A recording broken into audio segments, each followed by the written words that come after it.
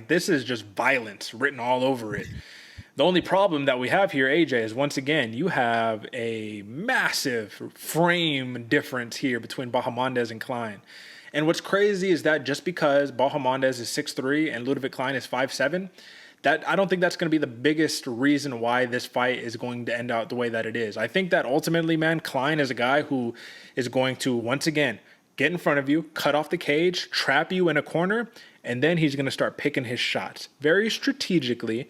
But if I'm going to be a betting man here, which of course I am, Bloody Water Podcast, you know, I think he tries to get this fight to the ground and keep Bahamondes there, bro. What do you think?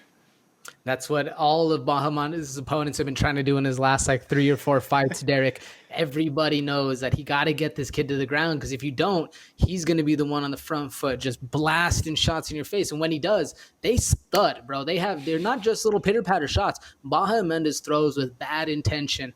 I'm excited to see who wins the foot battle right here. Who's on the front foot? Who's controlling the fight? Because when Ludovit Klein is at his best, he's the one controlling. He's the one bullying you up, beating you up. But that's Bahamondes' style. So I do think Klein is going to have to get this fight to the ground, because he's got some chops on the ground. We just haven't seen Bahamondes actually be put in a dangerous situation. Do you think he's going to be able to sprawl and brawl or actually hold his own on the ground, Derek?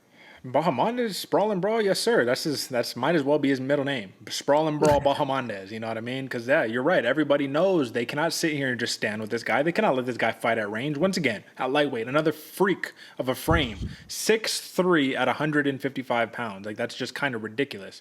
This dude is taller than Tanner Boser, a light heavyweight. Like, what are we talking about here? But that's neither here nor there, because honestly, there's something about Ludovit Klein that I know he came in Mr. Highlight, right? I guess that's the question. Who wins? Is it Ludovit Klein that can pick up a win, or is it Mr. Highlight? Because I kind of feel like Mr. Highlight needs to get put on display if he wants to win here. I agree, Derek. And it's going to be one of those flashy moments that Ludovit Klein is able to pull out of nowhere. One of the counter shots, something spinning, something that Ignacio Bahamondes doesn't see. Because if he sees it, he's going to eat it right on the chin. What does it mean to you that of the 2 losses that Ludovit Klein has, they've come to very interesting fighters, if you really think about it? Nate the Train Landwehr, right? And Michael Trezano, former Tough winner.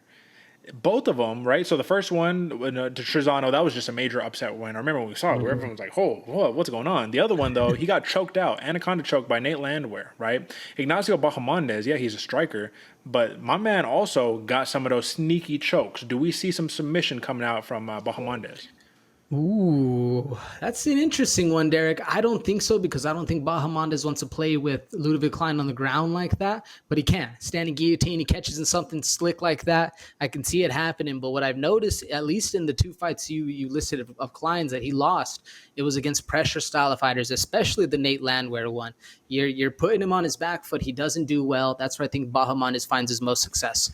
I think if there is going to be a submission opportunity here, it comes off of the aggressiveness of Ludovit Klein. You have to remember, when you try to take these guys down, these long, lengthy guys, that's when the guillotines come out. That's when the Darces come out. That's when the Anacondas come out. And I really do think Ignacio Bahamondes has the frame to get it done.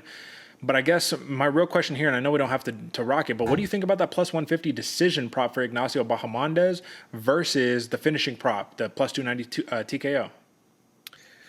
Just off the durability of Klein, I can see it happening. I mean, hasn't been finished by a knockout in at least his last 10. So I don't really like that so much, but I also don't see this one going to a finish, Derek. Like, I don't see, with these 2 knuckling up all day long, I just don't see that happening. That's why I'm rolling Bahamondes and TKO. I can't see that. What do you think about that plus 650 sub? I know you were talking about submissions, but enough to put your money on it? I just feel like he has to put Klein in danger enough on the feet to make him take desperation shots, and that's when the submission comes out. I don't know if he'll be able to do that. I really like Ludovit Klein. What I want everybody to realize here is, yes, it's easy to back Bahamondes. It's the sexy pick. He's tall, he's long, he's powerful, right? Ludovit Klein doesn't look it, but he has trap card written all over it, trap game. This is a guy who can spoil your parlays real quick. So you have to be very careful, because this is a man who knows how to win at a very high level. I'm going to back Bahamondes here. I'm not going to make a play for the prop. Give me the minus 210 money line. But just know, if there's going to be one that I would hedge on all of these, it would be Ludovit Klein winning over Ignacio Bahamondes. So keep that in mind, folks. And with that being said, we both like Bahamondes here.